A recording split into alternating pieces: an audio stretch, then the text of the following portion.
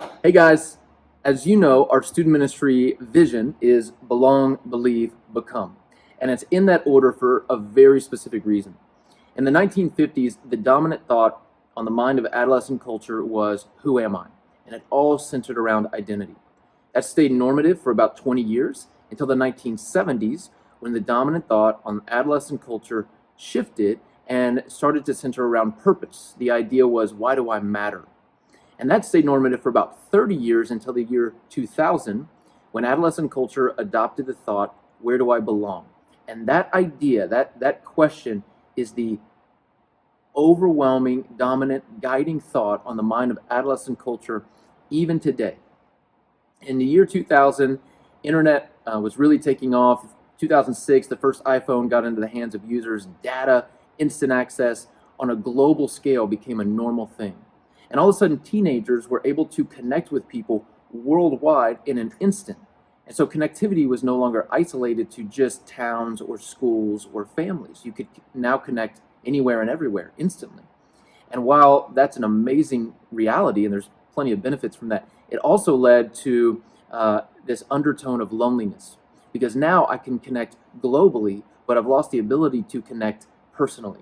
And so our adolescent culture is struggling to have true intimacy and authentic relationships with those around them. And so there's an epidemic of loneliness, and there's constantly questioning, where do I belong? Who are my people?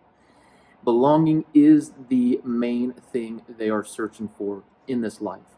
If you look at the life and ministry of Jesus, when he invites his disciples to follow him, it seems like over the course of those 3 years or so, they have glimpses of who he is, they have hunches and certain understandings, but for the most part, they're pretty confused.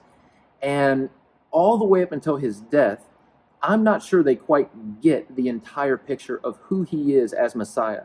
Because you see, in his resurrection, he spends the next 40 days on earth. He follows up with them and begins to explain to them who he was. Luke 24, on the road to Emmaus, he's explaining to them all that the scriptures had to say about him and that he must suffer and die. He finds Peter, who's returned back to his old life. He's fishing again, and Jesus kind of calls him back out of that. He finds the disciples locked away in a room, scared for their lives because they're afraid Rome might kill them as well.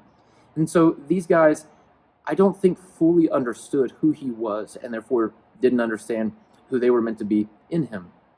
It was post-resurrection that Jesus clarified all of those things. And if that's true, if it wasn't until post-resurrection that they actually believed and began to understand and receive the Spirit, if that's true, then what that means is that Jesus' style of ministry was to allow social belonging long before salvific believing. He allowed people to belong around him as a process in which they began to believe in him. You know, the church can sometimes get this wrong. The American church as a whole has gotten this wrong for a long time because we've kind of communicated the message. You need to believe what we believe and behave how we behave, and then you can belong with us. And that's why so many millennials today and Gen Z are kind of done with the institution of the church. But what if we switched that and adopted a Jesus-style ministry and communicated the message, you belong here no matter what, and in that truth of belonging, hopefully, and through prayer, it leads to belief. And once our adolescents believe, once our students believe, then we can help them become like Jesus. But it starts with belonging. So every student who walks through these doors, we want them to know this truth. You belong, and you belong here.